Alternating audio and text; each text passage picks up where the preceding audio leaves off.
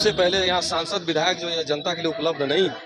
हम प्रयास करेंगे कि हमारे उम्मीदवार 12 घंटा कुर्सी लगाकर जनता के लिए बैठे, उनकी सुने। 500 रुपया के लिए जनधन खाता खुलवाया था लोगों से। वो जनधन खाता का कोई हिसाब किताब नहीं है, लेकिन वो जनधन खाता खुलने के बाद उस बैंकों से कर्ज लेकर कैसे विदेश भागे गुजरात के उद्योगपति और कैसे सरकार ने मदद की जनता जानती है। भाजपा हमेशा बरगलाने की बात करती है, मंगलसूत्र की बात करती है, सोने के बिस्कुट की बात करती है। मोदी जी को बताना चाहिए कि इस देश में कोरोना काल में कितने लोग मरे, कितने गंगा के बिना अंतिम यात्रा किए गंगा में दबाए गए। ये जदयू को बताना चाहिए कि अभी पहले क्या हुआ। नीतीश जी 20 साल पहले की बात करते हैं, जंगल राज की बात करते हैं। आज जब चुनाव का माहौल था, किस तरह से अनंत सिंह को पेरोल पर छोड़ के चुनाव में प्रचार कराया गया, वोट मांगने दिया गया। इससे बड़ा जंगल राज का उदाहरण कोई है?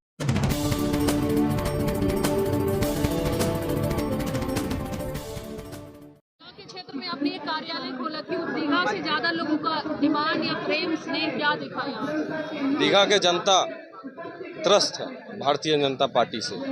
जब भी दीघा में समस्या हुई, यहाँ के विधायक नदारद थे। दीघा में सबसे बड़ी नाराजगी का कारण यहाँ जो 1024 एकड़ भूमि अधिग्रहण की मामला है, जिस पर 90 से आज तक भारतीय जनता पार्टी सांसद विधायक बनाते रहे, और वही सांसद विधायक और उसी सरकार में जिस तरीके से उनके घरों को तोड़ा गया, उनको किसानों को भी पीड़ा है और जमीन मालिकों को भी पीड़ा है। कांग्रेस का एक लाइन है, हाथ बदलेंगे हालात। किन किन क्षेत्र के हालात बदलेंगे कांग्रेस? 5 न्याय। हाथ मतलब 5 न्याय।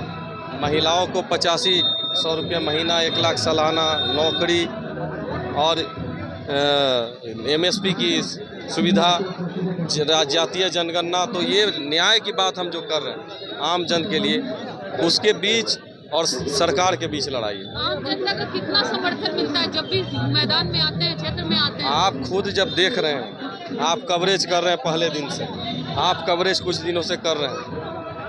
पटना में जहां भी हमारे कांग्रेस के महागठबंधन के कार्यक्रम हो रहे हैं, बिन बुलाए लोग आ रहे हैं, किसी का इनविटेशन नहीं है।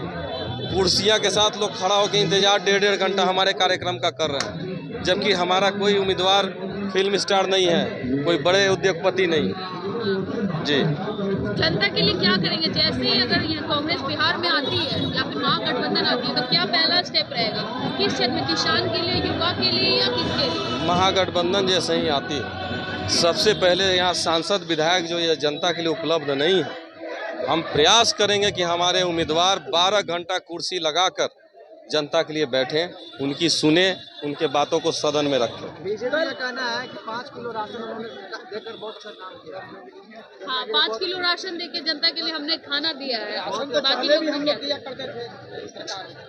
5 किलो राशन देकर बीजेपी पूरे विश्व में भारत का जो हंसी उड़ाया है, पूरे विश्व में 5 किलो राशन को लेके 80 करोड़ जनता को जो देने की बात कर रही है, पूरे विश्व में इस बात की चर्चा है कि क्या इस देश के 80% 80 करोड़ लोग गरीबी दौर से भी नीचे गुजर रहे हैं, जिनको 5 किलो राशन देने की बात आ रही है। यहाँ देश में आज रोजगार की बात होनी चाहिए, बेरोजगारी दूर करने की बात होनी चाहिए, व्यवसाय में जो छोटे दुकानदार को बढ़ावा देने की बात होनी चाहिए। लाइन से देखिए, सारे दुकान बंद हैं, और अगर स्थितियाँ बदली तो ये दुकान गुलजार, ये मार्केट गुलजार दिखेंगे। चीजें प्राइवेटाइज कर रहे हैं प्रधानमंत्री जी, जैसी चीजें प्राइवेटाइज कर। क्या देश में पैसे की कमी है जो मोदी जी को हर चीज प्राइवेटाइज करना पड़ रहा है? देश में पैसे बड़े उद्योगपतियों के पास है। 98% लोग का पैसा 2% लोगों के पास है, जो गिने चुने 20-22 उद्योगपति है जो इस्तेमाल कर रहे हैं। 500 रुपया के लिए जनधन खाता खुलवाया था लोगों से। वो जनधन खाता का कोई हिसाब किताब नहीं है, लेकिन वो जनधन खाता खुलने के बाद उस बैंकों से कर्ज लेकर कैसे विदेश भागे गुजरात के उद्योगपति और कैसे सरकार ने मदद की जनता जानती है। और किस तरह नोटबंदी में इनको खड़ा करके लाइन लगाया, लेकिन नोटबंदी पर जवाब नहीं दिया।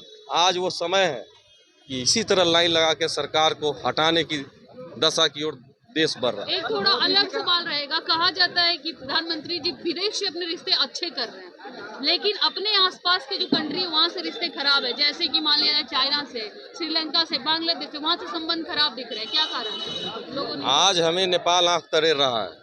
आज हमारा बांग्लादेश बगल में, हमारे देश से अच्छा जीडीपी उसका है।